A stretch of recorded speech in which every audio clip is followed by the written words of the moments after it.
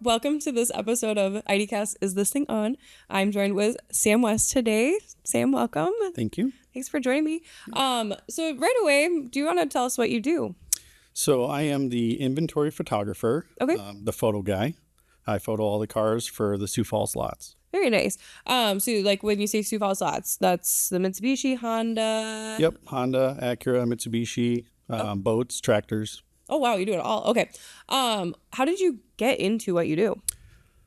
So I actually started in sales at the Acura store in I think July of 2014. Okay. And I did that for like a year and a half, and just kind of wanted to get out of the weekends and more time with the family. So told them I was going to go look for a different job, and they said, well, how about this job? We have this, one of our photo guys is leaving. Would you like to fill his spot? So I said, I'll give that a whirl. So I kind of fell into it. Nice. Do you have a history with photography then, or No, just none kind at all. of? Yeah. So all learning on the job. So I kind of say I'm like the fast food of photographers. Like, Okay. I know the bare minimum enough to do what I do, and that's all I need. So yeah. Very nice. It's nice that you were able to stay within the company then, and they were able to adapt and help you find something. Oh, for sure. Yeah. At the time, it was Steve Egebrot was my manager, and, Justin Lake. So they sat me down and presented this to me, and I've been running ever since. Nice. So you said you started at Vern Eide in what year? 2014, I think, July. Yep. What did you do before coming to Vern Eide? So I used to live up in Watertown, and I worked at a sign manufacturer. Okay. So they made signs for commercial properties, and one of their big clients was McDonald's. Okay. So I was on the McDonald's sales team in permitting and project management. The HR lady there, her brother worked for Vern Eide, and I told her I wanted to move out of Watertown. So she hooked me up with her brother and got me an interview here, and so interviewed and moved down and been here ever since. Very nice. So are you originally from Watertown, or where did you grow up? So I was born in New Hampshire. Oh, okay. Yep. Grew up there for, I don't remember, like 8 years, my younger years. My mom's from there. My dad's from here. Okay. So we moved back, and I've been in Watertown up until 10 years ago, and then came here. When you're not at work, what do you enjoy doing? So wife and 2 kids. We like to play a lot of games, have fun. My son plays hockey, so fun. we keep pretty busy with that. Summer months, we camp a lot. So we have a seasonal camping spot where our camper just stays. Oh, nice. So I'm trying to get out of here as early as I can Friday, get down there. We golf and swim all summer. So we keep active. We keep busy, yeah. Where, if you don't mind me asking, where is your permanent spot? Or It's a little town called Akron, Iowa. Okay. So it's south of here about an hour. So not a bad drive. Just over the border. Yeah. Yeah. Nice. My parents just did a plot this year or whatever, and it was really nice because we grew up pulling a camper every weekend. You bring it home, unload it, and do all of that, and so it was really nice to see they can just drive up. Yeah. Yeah. We did then leave, the driving around thing for a few years, and then you got to store it. You got to pull it out, put all the food in. You end up losing a lot of camping time. So that's why it's just there. Yeah, that's super nice. You have 2 kids. You have a son, and then your second is The daughter. Yep. She's 11. She lives in Fargo most of the time. Okay. So we get her weekends and stuff. So Very a little bit of driving. We kind of meet in the middle up near Summit. And we make it work. Yeah, absolutely. Nice little bonding time in the car. I'm sure you can talk or listen to music. Or... Yeah. Less now as she gets a little older and she gets into her tablet. But that's true. Yeah. I have a stepdaughter who we can kind of do the same thing with, where a little bit of driving time. So they're just getting a little older. We can definitely relate to the screen time a little bit more. Did you play hockey too, or is that just something that your son expressed that he was interested in? Yeah, no, didn't play any sports. I was actually homeschooled growing up, so there was no sports happening in our house. But he just we go to a lot of Stampede games here in town, and then watched the Mighty Ducks enough times that he said he wanted to give it a whirl. And so now this is second year, and he's getting pretty good. So nice. Does he have a favorite position that he's tried, or? He really likes to play defense. Okay. He loves to score goals too. Yeah. He gets to try goalie here in a week, and it'll be his first time trying. Oh, fun. So we'll see how that goes. Nice. Do you feel like when you go to sports or watch him play games and stuff, are you pretty into it, or are you kind of more the mellow, sit back? No, I like to watch. I definitely write down notes to give him afterwards, and probably I should just let him say, good job, bud, you did great. So I'm sure there's a nice balance of it too, though, kind of. Especially coming from his dad, hearing oh, hey, these are things I'm noticing that we can work on, but I'm sure there's some encouragement. He doesn't lack confidence. Oh, he's pretty sure he's pretty good. So, when you aren't like traveling and stuff, you said you like to play games with your family. Do you have any preferred games or? So I just taught the kids Monopoly. Oh, fine. And so we've been doing a lot of Monopoly. There's been a few tears, but all good. We do like Mario Party. Okay. The kids really like that. Some other board games, some card games. The wife and I love to play cards. So nice. How did you meet your wife? So when I was in sales at Acura, she came in for a test drive. Okay. And so she was driving an Acura, didn't have the features she wanted. She was looking for different stuff. And so she left, and then just randomly, a couple weeks later, I ran into her downtown. And I never remember faces or names, and I remembered hers. And so we just kind of hit it off from there. And she ended up getting a Lincoln, but that doesn't matter. You don't hold it against her. No, yeah, it all worked out. Nice. Bringing it back to Vern Eide a little bit here, what is something that you've noticed with working at Vern Eide compared to other places, I guess? Right, for sure. Obviously, you can tell that your bosses care about you and they care about the community with all they do. And just the transition from the Eides to the Lakes and how well they did that and how it's kind of brought us all together a little bit more. I really appreciate that. And then on top of that, having the ability to like kind of earn your boss's trust and then trusting you to do your job and not micromanage you. That is like a must for me. Nice. Yeah. Day to day, what does your job look like for you? So I work right back in the detail department. They clean the cars. They come to me. Then it's my job to kind of print the window stickers, make sure the car's ready. If it needs to be touched up here and there, send it back. Photo it, move it around, bring it where it needs to go. If it's got to go to PDR, to the lots, bring the work order, hang the keys up, stuff like that. So it's mostly, so the photoing part of my job is actually pretty small. It doesn't take very long. It's all the other stuff. It's what's kind of warranty does it have? Where's it got to go? What kind of work does it need? Moving it around. So I get my steps in at the end of the day. I'm sure you stay nice and busy. Yeah. Do you see with all the different cars coming in, do you find yourself like being like, oh, I kind of want to look at this one? Or do you feel like almost tempted to buy a new car from seeing all the new ones that come in? Yeah, every now and then there's a really nice truck comes through and I'll send a few pictures to my wife, but mostly in joke. But the big thing is like knowing you start to learn the different cars because you need to take pictures of all of the features. So you need to know how to get to those features, like and put the top down on a Corvette. You know, you got to learn how to do that. So turn the nav on. Where's the mileage? All that stuff. So it's like you kind of got to know the makes and models and kind of their little quirks of how to find what you need. With some of that, do you feel like when you see like little details, you can tell just from that what brand the car is or who the maker is? Yeah. Even like just driving down the road, I can see the headlights and kind of know what I'm looking at pretty much. Yeah. What is your favorite part of your job? I do like the variety of seeing all kinds of different cars. I do like that I'm kind of tucked away in the corner and I can just put my head down and work and put my blinders on and just get my job done. That's about my favorite. Okay. Would you say you're more of an introverted person or an extroverted?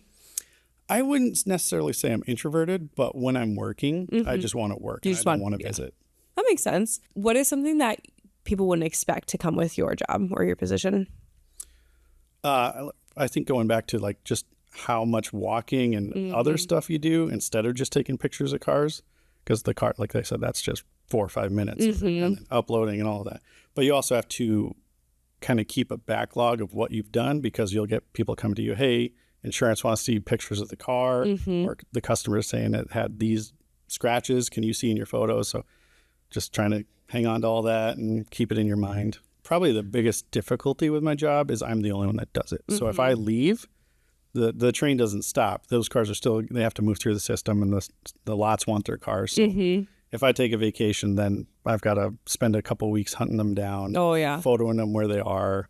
Then it's outside. Now it's snowing. Yeah. Cars aren't as clean. So that's the hardest part is just I'm the only one who does it now. That makes sense. And that's probably why it's really important to you to like really just grind while you're at work and focus on it. Because if you got off task. Yeah, for sure. Then it sets you my family behind. would love it if I took more time off. Yeah. I'm just like, I gotta go. I gotta work. So. And did you say your typical routine is like, or schedule is like a Monday through Friday, 8 to 5 type deal, or? Yeah, Monday through Friday. I try to come in earlier than the cleanup people because they'll have cars that they leave overnight to dry. And so when I get here in the morning, it's kind of a rush to get those out of their way because they want to bring in more cars. So I try to get here by 7 most days, and then that lets me leave around 3:30. So I leave a little earlier, which is a nice perk too. And that's kind of goes with the trust of them letting me build my own schedule. So you were in sales before, and now you're doing the inventory photography. Is there any other position that you have seen or like think like, I kind of want to try that? I think if I was older, like the car, like runner who just drives stuff around, kind of, because then you kind of keep to yourself too a little bit, unless you're driving customers, I suppose. But they don't really want to talk to you either, probably. So I could do that. Okay. Yeah, I don't know if that I would ever want to get back into sales. It just wasn't my thing. That's fair. And I tried it, and I know that now. So that's good. Yeah. Yeah, you tried it. You kind of learned like, hey, this works for me or isn't. Yeah. I feel like you don't know unless you try it, but yeah, more like I could do the technology demonstration, like show them the features. That was what I was good at.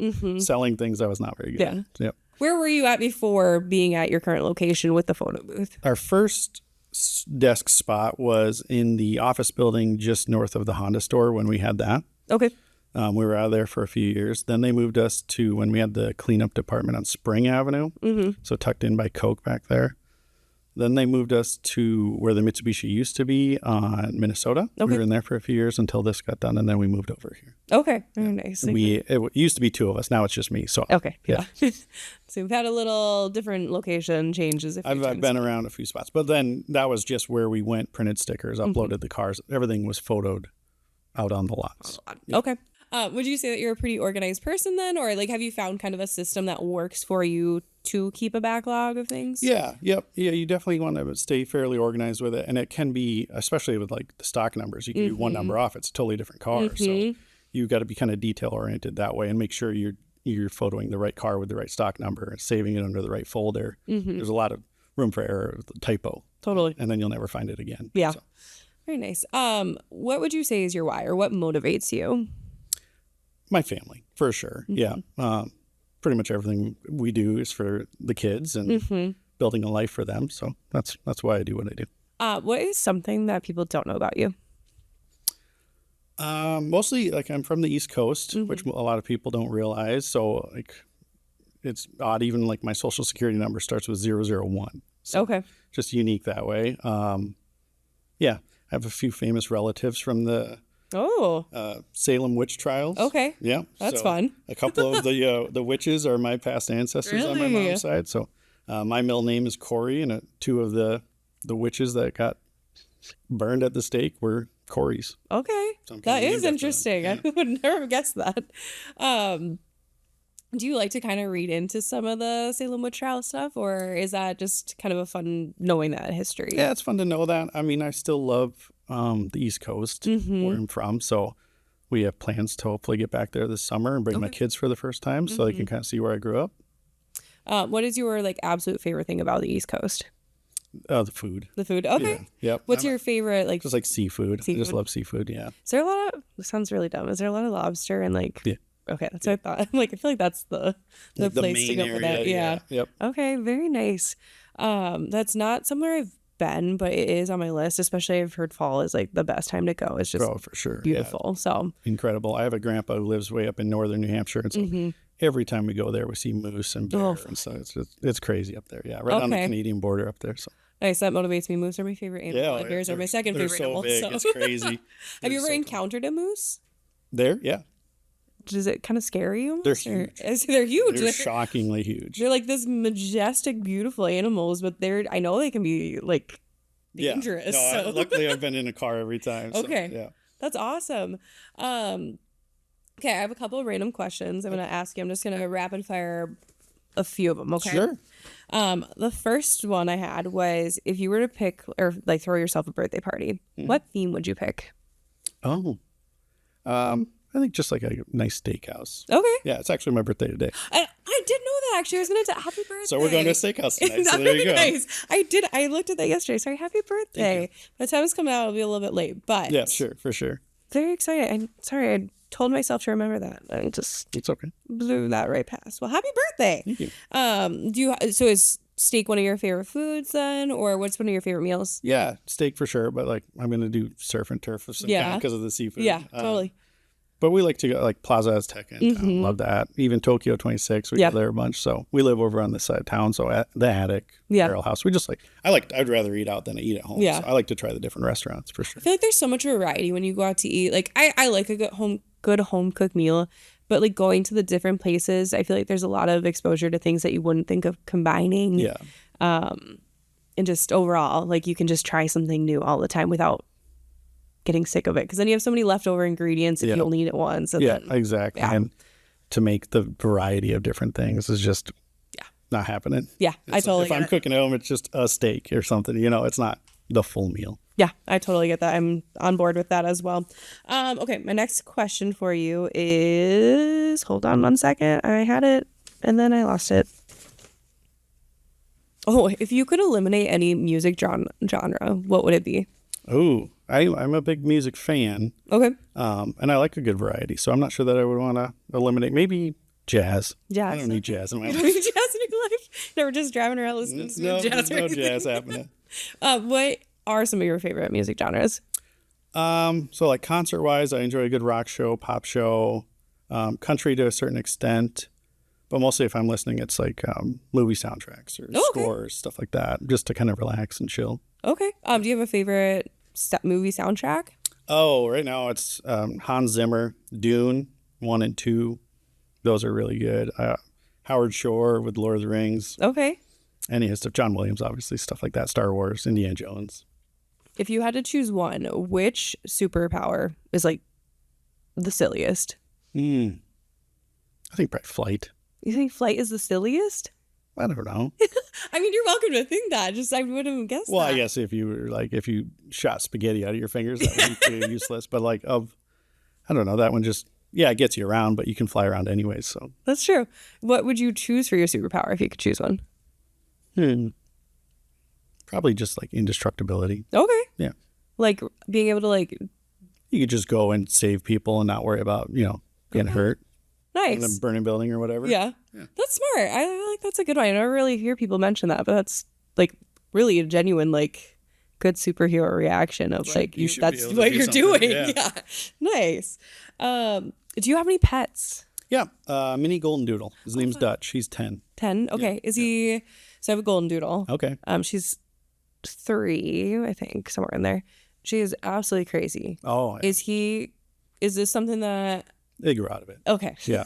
Yeah, he's an old man now. He just naps all day. He doesn't do anything. How you said mini golden doodle? How big is he? He's probably somewhere between 40 and 50. So he's a chunky mini. Okay. Yeah, but he's a good kid. He's a top dog. Yeah, nice. For sure. Did you grow up with pets then, or is this kind of a new experience? Yeah, not inside pets, more like hunting dogs. Okay. Brittany's and stuff like that. So this is he's definitely an inside dog. Yeah. Sam, thank you so much for joining us today. Thank you. And thank you for tuning into this episode of EideCast. Is This Thing On? We appreciate you joining us.